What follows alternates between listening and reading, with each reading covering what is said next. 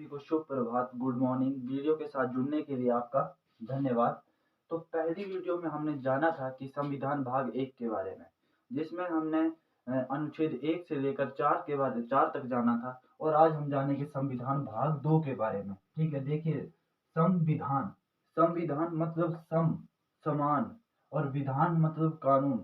जो सभी के लिए समान जो कानून है वो हमारा संविधान है। संविधान में किसी के लिए भेदभाव नहीं किया गया है, सभी के लिए समान जो कानून है तो उसे कहते हैं हम संविधान। ठीक है, जो विधि द्वारा स्थापित। संविधान भाग 2, इंडियन सिटीजनशिप, तो भारतीय नागरिकता, ये बताया गया है हमें भाग 2 में कि इंडियन सिटीजनशिप, भारत का नागरिक कौन होगा। ठीक है, भारत की आपको नागरिकता किस आधार पर मिली है, जरा आप सोचिए। अब आप भारत देश के नागरिक हैं तो आपको नागरिकता जो मिली है वो किस आधार पर मिली है। ठीक है, तो इसके बारे में जानते हैं। जब अनुच्छेद हमारे संविधान में अनुच्छेद 5 जोड़ा गया तो उसमें कहा गया कि संविधान के प्रारंभ में नागरिकता। अनुच्छेद 5 कहता है कि संविधान के प्रारंभ में नागरिकता, मतलब 26 जनवरी 1950 को जब भारत का संविधान लागू हुआ तो देश तो हमारा आजाद 1947 में हो गया था। 15 अगस्त 1947 के दिन हमारा देश आजाद हो गया था। परंतु उसके बाद संविधान लागू होने में और बनने में समय लग गया। उस समय के बाद जब 26 जनवरी 1950 को वो दिन आया जब हमारा संविधान लागू हुआ, तो उससे पहले भी संविधान के अनुसार अब किसे माना जाए कि वो भारत का नागरिक है। ठीक है, तो उस समय तो भारत में काफ़ी विदेशी थे, काफ़ी यूरोपीय थे, काफ़ी इंग्लैंड के लोग थे, काफ़ी पाकिस्तान के लोग थे और विभाजन में हमारा देश 2 हिस्सों में बँट गया था, अखंड भारत जो हमारा है। अब देखिए पाकिस्तान पाकिस्तान तो पाकिस्तान और भारत एक ही देश थे, अखंड भारत था जो 1947 के बंटवारे में बट गए थे। तो उसमें काफ़ी ऐसे लोग थे, कोई पाकिस्तान जा रहा था, कोई पाकिस्तान से भारत आ रहा है। तो संविधान सभा के समक्ष ये काफ़ी व्यापक प्रश्न था कि भारत की नागरिकता किसे मानी जाए, किसे भारत का नागरिकता दी जाए। तो इसके संबंध में हमारे आर्टिकल 5 जोड़ा गया। संविधान में कहा गया कि संविधान के प्रारंभ में, मतलब कि जब जब संविधान शुरू हुआ है ना, तो उस समय हम किसको मानेंगे कि वो देश का नागरिक है। तो 3 आधार रखे गए, 3 क्राइटेरिया रखे गए उसके लिए, जिसमें से अगर आप एक भी पूरी करते हैं तो आप भारत के नागरिक हैं। यदि उसका जन्म भारत में हुआ, यदि उसका जन्म भारत में हुआ है तो 1947 से पहले उसका जन्म भारत में हुआ है तो वो भारत का नागरिक है।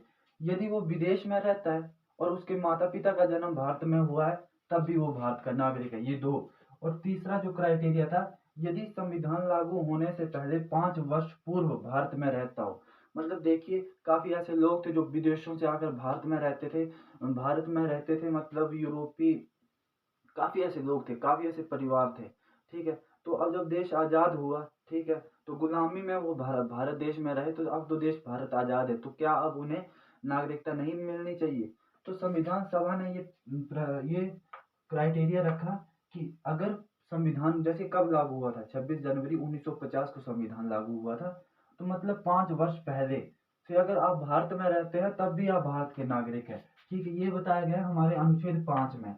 ठीक है, अनुच्छेद 5 में बताया गया संविधान के प्रारंभ में नागरिकता, कि जब संविधान लागू हुआ तो देश की नागरिकता, नागरिक कौन होगा। ठीक है, ये संविधान 1 में अनुच्छेद 5 में बताया गया। और अनुच्छेद 6 में हमें बताया गया ऐसे व्यक्ति जो पाकिस्तान से भारत आए हैं। अनुच्छेद 6, ये देखिए अभी इसका कोई महत्व नहीं है, महत्व मतलब औचित्य नहीं है। उस समय की परिस्थिति को देखते हुए, समस्या को देखते हुए अनुच्छेद 6 भारतीय संविधान में जोड़ा गया था कि ऐसे व्यक्ति जो पाकिस्तान से भारत आए हैं, मतलब ऐसे काफ़ी ऐसे लोग थे जो हिंदुस्तान से पाकिस्तान गए थे और काफ़ी बंटवारे में काफ़ी ऐसे लोग थे जो पाकिस्तान से जो है भारत आए थे। आपने मिल्खा सिंह की कहानी सुनी होगी बंटवारे के समय, मतलब नहीं सुनी है तो ज़रूर सुनिएगा।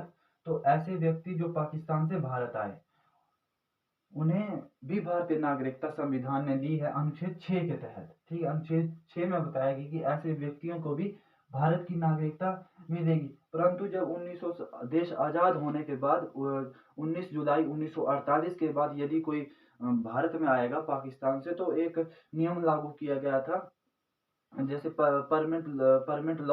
परमिट लॉ लागू किया था कि अगर आप पाकिस्तान छोड़ के भारत आ रहे तो आप भाई लिखवा के लाइए, वहाँ से परमिट लाइए और 6 महीने तक भारत में रहिए, 6 में परमिट भरिए आकर के, 6 महीने बाद आपको भारत की नागरिकता मिल जाएगी। ऐसा नहीं है कि पाकिस्तान से उठ कर आए और भारत के नागरिक बन गए उस समय भी नहीं।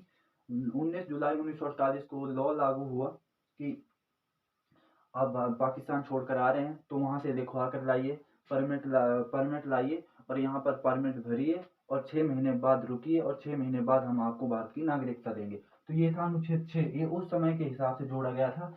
और अनुच्छेद 7 में जोड़ा गया था ऐसे व्यक्ति जो पहले पाकिस्तान चले गए और फिर भारत आए, फिर वापस भारत आ गए। अब देखिए, कई पाकिस्तान से कई भारत आए और काफ़ी ऐसे लोग थे जो हमारे भारत से पाकिस्तान चले गए, ठीक है। कईयों के परिवार इधर उधर थे, तो बंटवारे के समय आप जानते हैं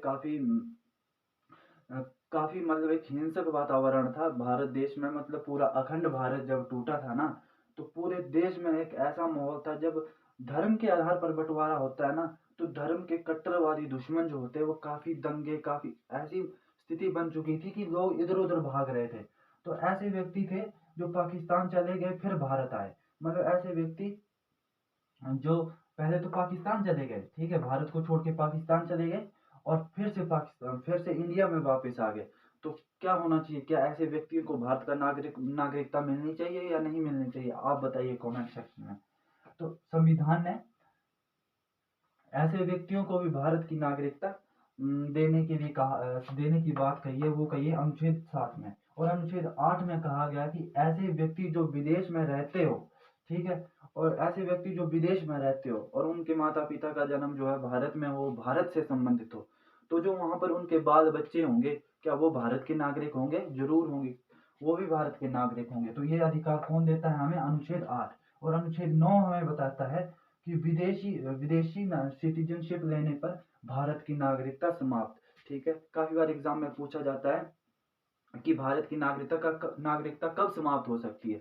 वो समाप्त हो सकती है जब आप किसी देश की नागरिकता ले लेते हैं, तो भारत की नागरिकता आपकी समाप्त हो जाएगी। और किस अनुच्छेद के तहत समाप्त होगी? वो होगी हमारी अनुच्छेद 9 के तहत, ठीक है। काफी बार पूछा जाता है अनुच्छेद 9 के तहत भारत की नागरिकता कब समाप्त हो सकती है? अनुच्छेद 9 के तहत जब आप विदेशी नागरिकता ले लेते हैं, ठीक है। और अनुच्छेद 10 में बताया गया है कि नागरिकता समाप्त नहीं होगी। मतलब अनुच्छेद 10 में आपकी नागरिकता को बरकरार रखा गया है और कहा गया है कि आपकी नागरिकता है भाई, आपसे कोई नहीं छीन सकता। आप भारत देश के निवासी है, भारत में रहिए, अच्छे से रहिए, आपकी नागरिकता आपसे कोई नहीं छीनेगा। परंतु नागरिकता छीनी जा सकती है जब कोई आप ऐसा कार्य करते हैं, देश विरोधी कार्य करते हैं, तो आपकी नागरिकता गृह मंत्रालय जो संबंधित इससे जो कानून बनाती है गृह मंत्रालय, वो आपकी नागरिकता छीन भी सकती है। परंतु जब तक कोई आप ऐसा देश विरोधी कार्य नहीं करते हैं, तब तक आपकी नागरिकता नहीं छीनी जा सकती। ये बताया गया अनुच्छेद 10 में, ठीक है। और अनुच्छेद यहाँ पर देखिए, संविधान का भाग 2 शुरू होता है अनुच्छेद 5 से लेकर के अनुच्छेद 11 तक। अनुच्छेद 5 में संविधान के प्रारंभ में नागरिकता, अनुच्छेद 6 में ऐसे व्यक्ति जो पाकिस्तान से भारत आए उनको नागरिकता, अनुच्छेद 7 में ऐसे व्यक्ति जो पहले पाकिस्तान गए फिर भारत आए उनको नागरिकता, अनुच्छेद 8 ऐसे व्यक्ति जो विदेश में रहते और उनके जो बाल बच्चे होंगे और वो उन्हें भी देश की नागरिकता, भारतीय नागरिकता मिलेगी। और अनुच्छेद 10 बताता है, अनुच्छेद 9 हमें बताता है कि ऐसे व्यक्ति जो स्व इच्छा से विदेश की नागरिकता ले लेते हैं, क्या उनकी भारत नागरिकता समाप्त हो जाती है, ठीक है। और अनुच्छेद 10 में बताया गया है कि नागरिकता समाप्त नहीं होगी, आपकी नागरिकता को बरकरार रखा जाएगा बशर्ते आप कोई देश विरोधी कार्य ना करें। तो ये अनुच्छेद 10 में कहा गया है। और अब देखिए, अब अनुच्छेद 11 क्या है? अनुच्छेद 11 है कि ऐसा, अगर देखिए, कोई भी चीज परफेक्ट नहीं हो सकती, कोई भी चीज स्थिर नहीं हो सकती, हर चीज में सुधार की जरूरत पड़ती है, ठीक है। अब नागरिकता के संबंधित में संविधान ने कानून बना दिए। अब ये नहीं कि कानून बिल्कुल परफेक्ट थे, उन्हें पता था कि भाई आगे चलकर इसमें सुधार भी करना पड़ सकता है, आगे चल करके और समस्या भी आ सकती है देश, क्योंकि संविधान निर्माताओं ने ना काफी लंबा सोचा, 100 साल के लिए देश के बारे में सोचा कि देश जो है अखंड रहे और टूटे ना। तो पहले ही संविधान में क्या जोड़ दिया गया? अगर आप देश से अलग नहीं हो सकते, एक संघ है जिससे अलग नहीं किया जा सकता। दूसरे अनुच्छेद में जोड़ा गया कि आप बाहरी राज्य का समावेश भारत में कीजिए।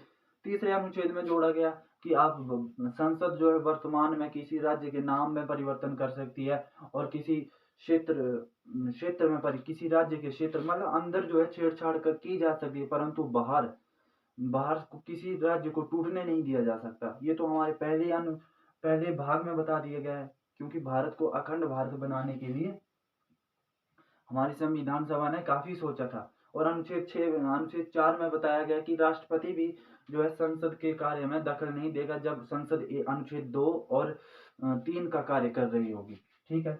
और अनुच्छेद 11 में हमें बताया गया है, अनुच्छेद 11 में जो हमें बताया गया वो बताया गया है कि अगर नागरिकता के संबंधित कोई कानून बनाएगा तो वो कौन बनाएगा, वो हमारा संसद बनाएगी, वो बनाएगी हमारी गृह मंत्रालय।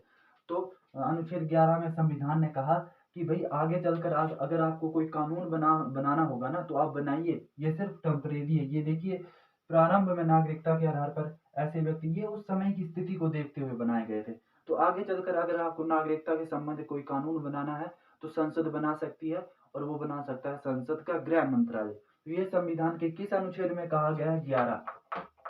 अब देखिए, रिपीट करिए, संविधान भाग 1 अनुच्छेद 1 में भारत जो है राज्यों का संघ है। अनुच्छेद 2 में भारत जो है, भारत से कोई भी राज्य, भारत जो है अपनी सीमाओं का विस्तार कर सकता है, विदेशी राज्यों को अपने साथ मिला सकता है। ठीक है, मतलब दूसरे राज्यों में प्रवेश कर सकता है। और अनुच्छेद 3 में भारत जो है, संसद जो है वो भारत के अंदर जो है राज्यों के नाम में परिवर्तन कर सकती है और राज्यों के क्षेत्र में परिवर्तन कर सकती है। और अनुच्छेद 4 में बताया गया है कि ऐसे जब संसद इस कार्य को करेगी तो राष्ट्रपति भी उसमें दखल नहीं डालेगा। ये अनुच्छेद भाग 1 में बताया गया है। अब भाग 2 में क्या बताया गया है? भाग 2 शुरू होता है अनुच्छेद 5 से। अनुच्छेद 5 में बताया गया है कि प्रारंभ में नागरिक कौन होगा? उसका जन्म भारत में हुआ, माता पिता के जन्म भारत में हुआ हो, संविधान लागू होने से 5 वर्ष पहले भारत में रहता हो। यदि इनमें से कोई एक भी कंडीशन आप पूरी करते हो तो आप भारत के नागरिक हो गए। प्रारंभ में जब संविधान लागू हुआ 26 जनवरी 1950 को।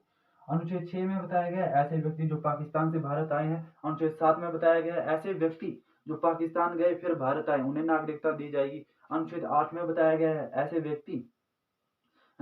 व्यक्ति जो विदेश में रह रहे किसी कार्य से, उनके जो वहां पर बाल बच्चे होंगे उनको भी देश की नागरिकता, भारतीय नागरिकता दी जाएगी। अनुच्छेद 9 में बताया गया है कि ऐसे व्यक्ति जो स्वेच्छा से किसी दूसरे देश की विदेश की नागरिकता ग्रहण कर लेते हैं तो उनकी भारतीय नागरिकता समाप्त हो जाएगी। अनुच्छेद 10 में बताया गया है कि आपकी नागरिकता बरकरार रहेगी, कोई नहीं छीनेगा। आप भारत देश में रहिए, आपकी नागरिकता को कोई नहीं छीन सकता। अन्यथा मतलब जब तक आप कोई ऐसा कार्य नहीं करते जो देश विरोधी कार्य है। मान लीजिए भारत और चाइना का युद्ध चला है और आप चाइना के नारे लगा रहे हैं, आप पाकिस्तान के नारे लगाए, तो ये देश विरोधी होगा, तो आपकी नागरिकता छीनी भी जा सकती है। अनुच्छेद 10 में बताया गया। अनुच्छेद 9 में बताया गया है कि समाप्त कब होगी? विदेशी नागरिकता लेने पर। और अनुच्छेद 11 में बताया गया है कि अगर इन सब में अनुच्छेद 5 से लेकर 10 तक अगर कोई कमी रहती है तो उसे सुधारा जा सकता है। कौन सुधारेगा? अनुच्छेद 11 में बताया गया है वो सुधारेगी हमारी संसद। ठीक है, संसद का कौन सा मंत्रालय? गृह मंत्रालय। काफी बार पूछा जाता है कि संसद का कौन सा मंत्रालय नागरिकता के संबंध में कानून बनाता है। तो अनुच्छेद 11 के तहत कहा गया है कि संसद का गृह मंत्रालय जो है नागरिकता के संबंध में कानून बना सकता है। धन्यवाद। जय हिंद, जय भारत।